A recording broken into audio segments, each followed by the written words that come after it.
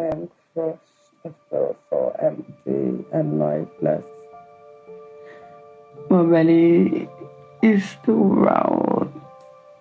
My baby should be in there.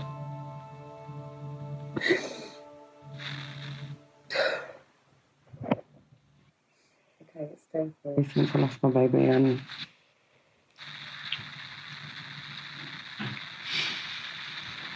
I don't know how much I'm gonna be able to talk about or say or anything. I suffer with a recent diagnosis and diagnosed at the end of 2020 with idiopathic intracranial hypertension, which means there's pressure, swelling, too much fluid on my brain, causing severe headaches.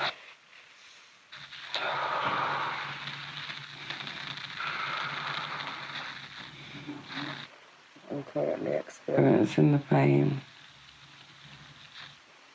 It makes me really hot. It's somewhere between a hangover, feeling dizzy, a brick being thrown at my head.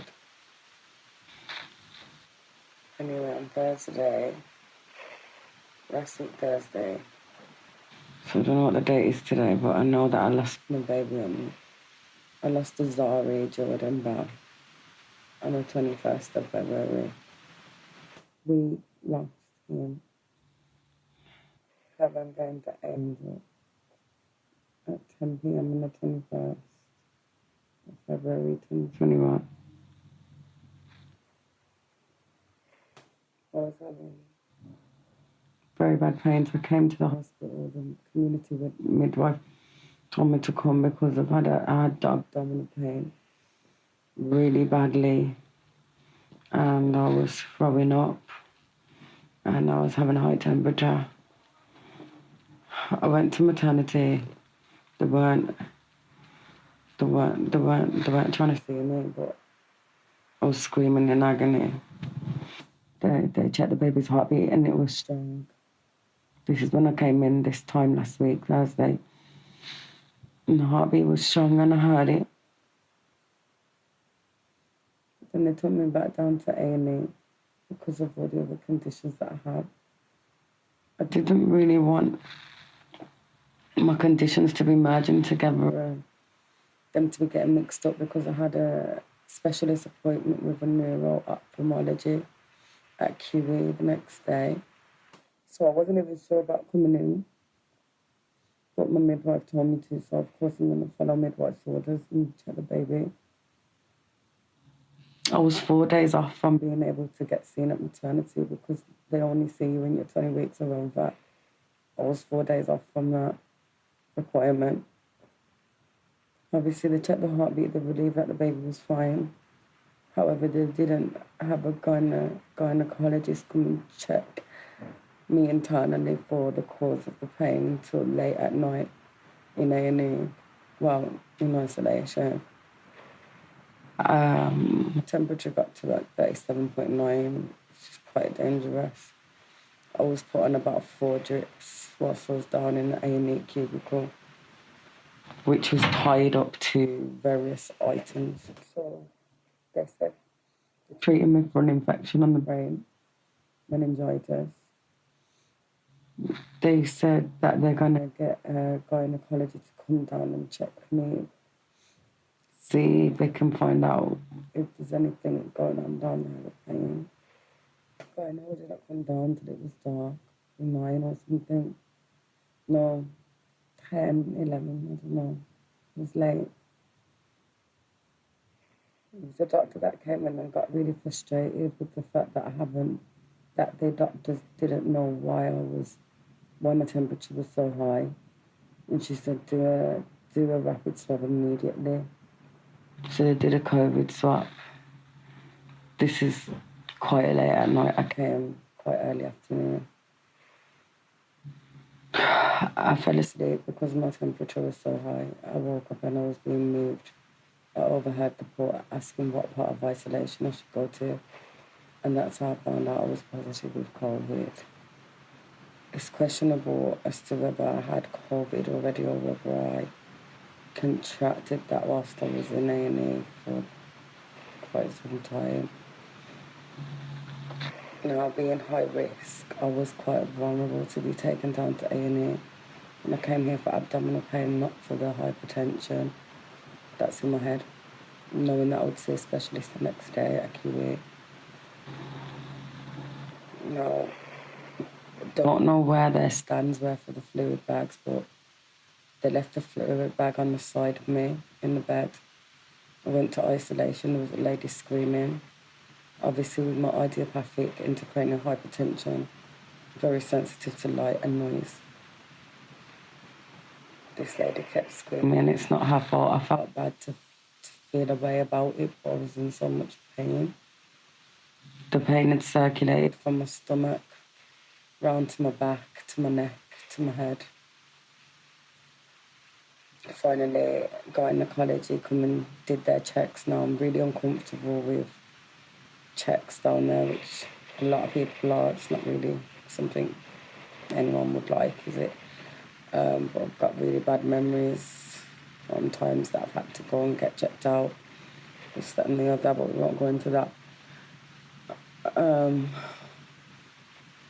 They literally didn't even do like a swab or anything. The instrument went in and then they said it looks fine. In the space of time that it took them to say it looks fine, they've pulled it out, and that was it. That was my examination that I was quite anxious for, but knew was very necessary. They couldn't find my baby's heartbeat with this small microphone like they did when I first come in anymore by the time it was night. Quickly, they got an ultrasound scan, and we could clearly see that my baby's heart was beating.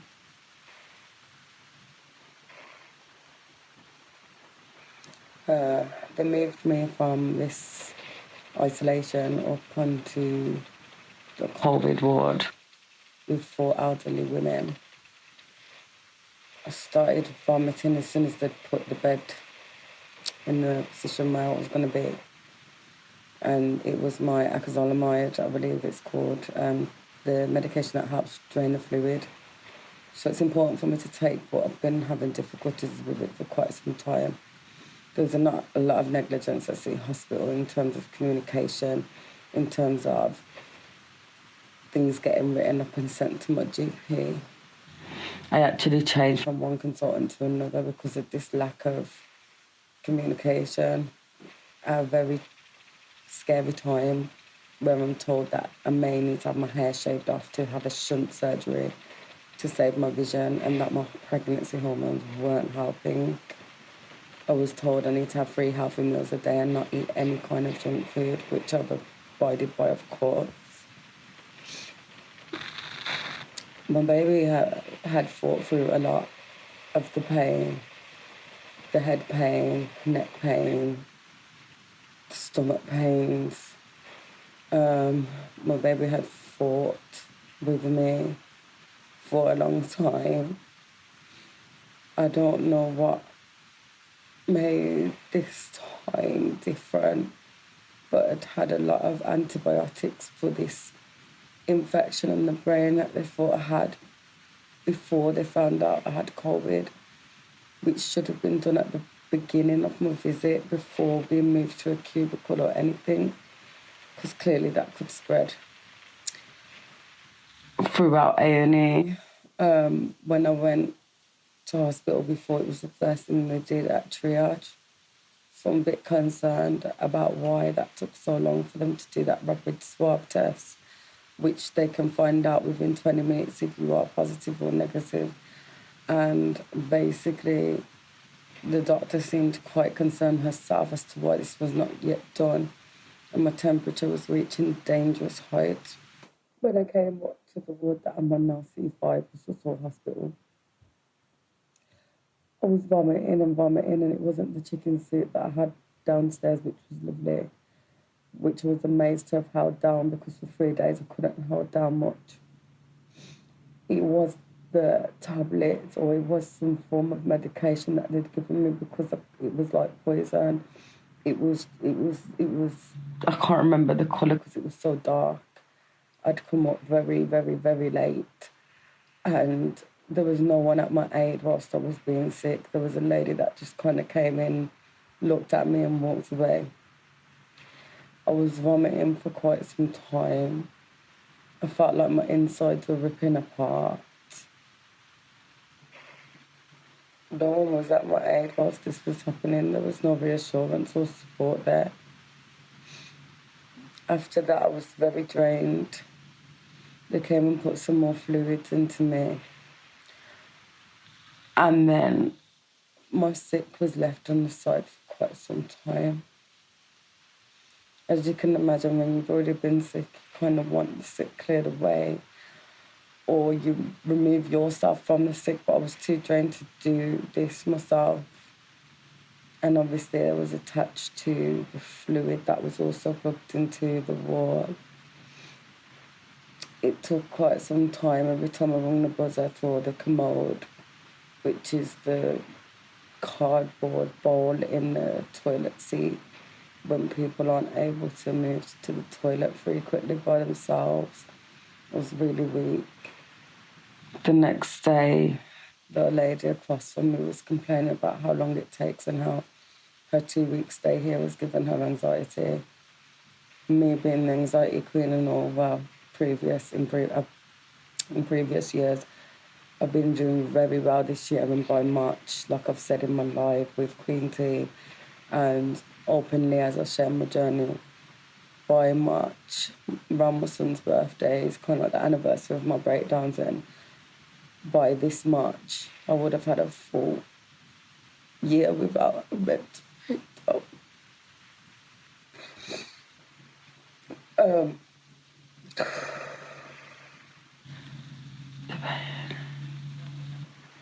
No, it's not. My head pain is bad, but it's the pain in my heart. It's the pain in my heart.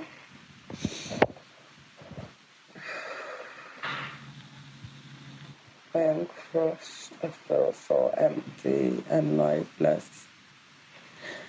My belly is still round. My baby should be in there.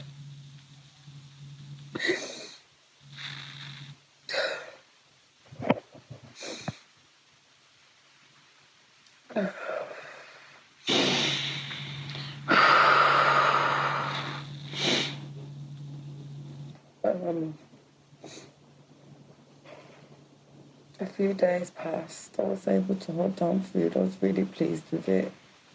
Some days I could go to the toilet by myself, some days I couldn't. I started peeing in the sick bowl because it would take so long to bring the commode where I'm supposed to go.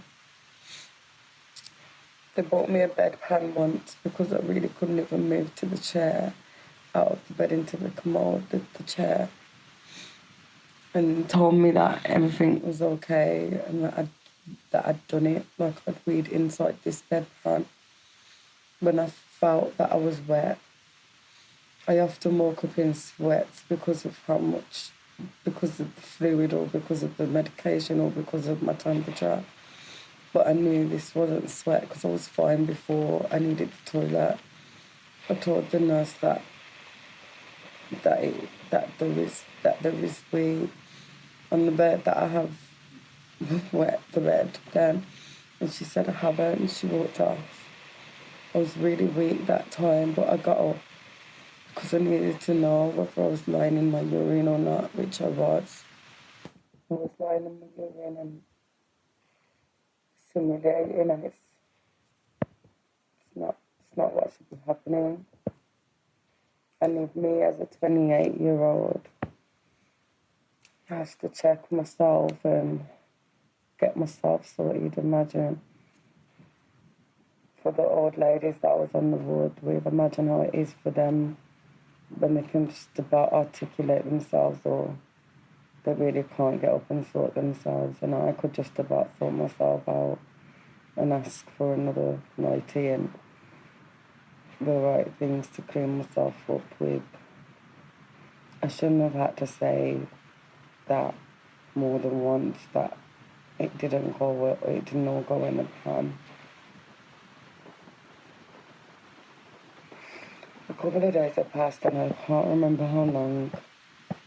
Well, yeah, so I came in on Thursday, so Friday passed, Saturday passed, and then we get to Sunday, the day that I gave birth to Azari Jordan. But he was 5 months early.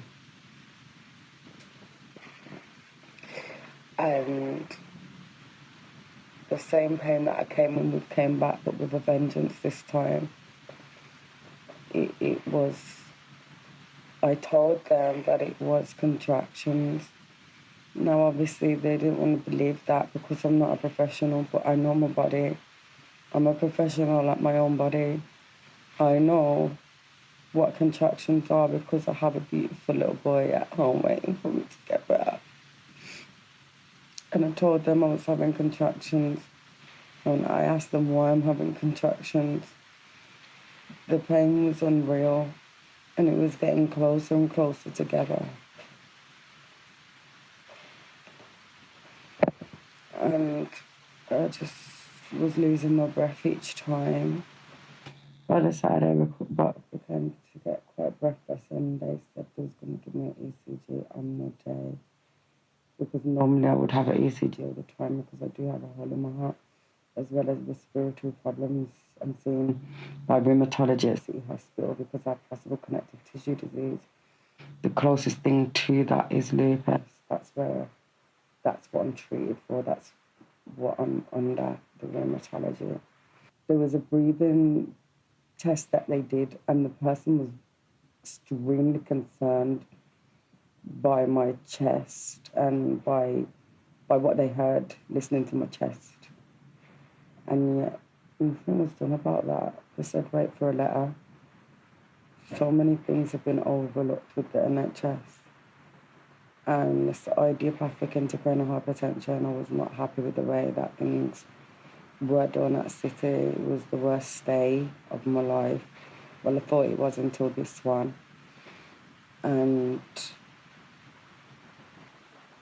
things should have been dealt with differently. Things should have been dealt with better. Yeah, we'll get to Sunday. The pains are contractions, basically, which I didn't know 100%, but I felt them before, and it was way beyond Braxton Hicks or whatever. It was contractions. It was, I felt my stomach, I felt the pain. It become closer and closer together, like as in it become minutes apart. I waited and I waited again for someone to come after pressing my button so that I could go to the toilet with the commode because I felt too weak to go to the actual toilet, which was just outside of the ward. But unfortunately, again, people took too long as it was just like a constant thing. Me and the old lady just used to call for each other, like in the hope that it helps, that two were going off, but it never did. I went to the toilet and there was blood. And it wasn't so much at that point, but it obviously still alarmed me and scared me. Then when I got back in, obviously I was screaming and asking why it's happening. I tried to remain calm, but at this point, I know that I've done very well compared to recent years where I haven't been doing so well in situations where I need to remain calm for my well-being, for my health, for my son, for myself. I've been doing really well mentally, especially with all this that has just come on so suddenly, that the IIH, the vision going black, everything, like one thing after another, just all as I'd planned this pregnancy. And I actually wrote a song called Is This Too Good to Be True? Or, well, Too Good to Be True it's called. And it's dedicated to my partner, just, you know, me finally finding a man that I feel safe with and stable with and secure with. Because I've never really had that from a man. Well, I can't say never really, like I haven't.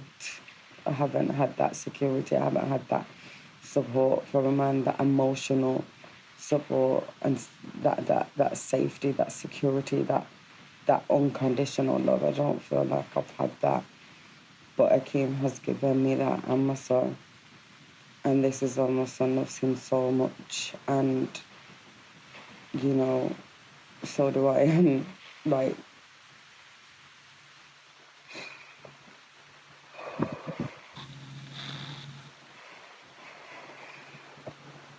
the pain started getting worse at 6 o'clock. I seen blood in the toilet at 6 o'clock. The nurse kept coming in and saying that she's called, she's called. I kept getting up out of bed because obviously this pain was ridiculous. She kept telling me she needs to go to bed, or I need to go to bed, or she can't help me. It didn't make sense to me why there was another person sitting at the desk that couldn't do that while she comforted or reassured me or supported me as, you know, her role. That's what she's supposed to be doing. I was constantly on the phone to my partner, Akeem, and he was constantly getting angry that I still hadn't been seen and upset. We'd been on the phone for 45 minutes. He left to go and make my son dinner. He come back to the phone and I still hadn't had help yet. 4.5 hours and I received no medical attention for the pain that I came in for 3 days prior. I came in on a Thursday. We're now at Sunday. The pain started very badly at 6. There was blood. I was breathing and now I was screaming. There wasn't much that I could do. I was crippled by this pain every time it came. I was on the phone to my auntie all the way in Fort Lauderdale, Florida, who is also a nurse, who said that I should be monitored. 2 ladies come to my aid, then just looked at me screaming and said that they're going to get specialists, but I'd already been waiting hours for specialists. Finally, a midwife came. She used the instrument that didn't work the last time, which is to hear the heartbeat. She couldn't hear the heartbeat from then. Then a couple of more hours passed when she said she was going to come back with a plan. When obviously I know from the last time all I needed was an ultrasound scan so that we could physically see if my baby's heart was beating or not. They didn't come with the ultrasound. They didn't come with a plan. I called my boyfriend back after speaking to my auntie, who's a nurse, who's all the way in America, but was still guiding me, helping me breathe when no one else was in the actual hospital, and telling me that I should be monitored right now. Someone from maternity should be there at least. I waited for this midwife to come back with a plan and nobody came back. By just before 10, I'd been on the phone to my partner for an hour, experiencing the pain. I don't know how many times, screaming every time, screaming. And then basically it was just like a big overwhelming feeling, and then I looked and I see my baby's head and my baby was out in the bed. And I wanted to unsee it. I turned around. Obviously I was screaming, no, no, no, no, no, because I just couldn't believe that this was happening to me. And I couldn't believe that there was no medical attention for that whole entire time. No doctor. I understand it was a Sunday, but I'm in a hospital. Would it have helped me if I ran down to A&E myself? Would I have saved my baby then? I don't know. It still took quite a long time for people to come even after my baby was out of my room and on the bed. I was screaming. I was hoping that it was the placenta.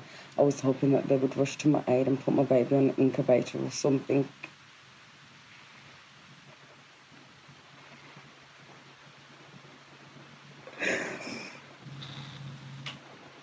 And my whole world turned upside down. I came in with stomach pains. I came in 5 months pregnant. And today I could be leaving with my baby's footprints in a little card and handprints and the pictures that we took and the memories that will be deep embedded in my head forever, and my heart and my partners. And we got to spend the night with the baby But whilst he was still on FaceTime, we were begging someone to just confirm if that truly is my baby on the bed, and because I couldn't look again, and if they're dead. And they wouldn't tell us until they got me into a quiet room. Shortly after my partner arrived, they put my baby in a box. I had to birth the placenta, had to push out the placenta. It all just went so quickly. Me and my partner spent the night with our son, and that is such a blessing, and I do thank God for that.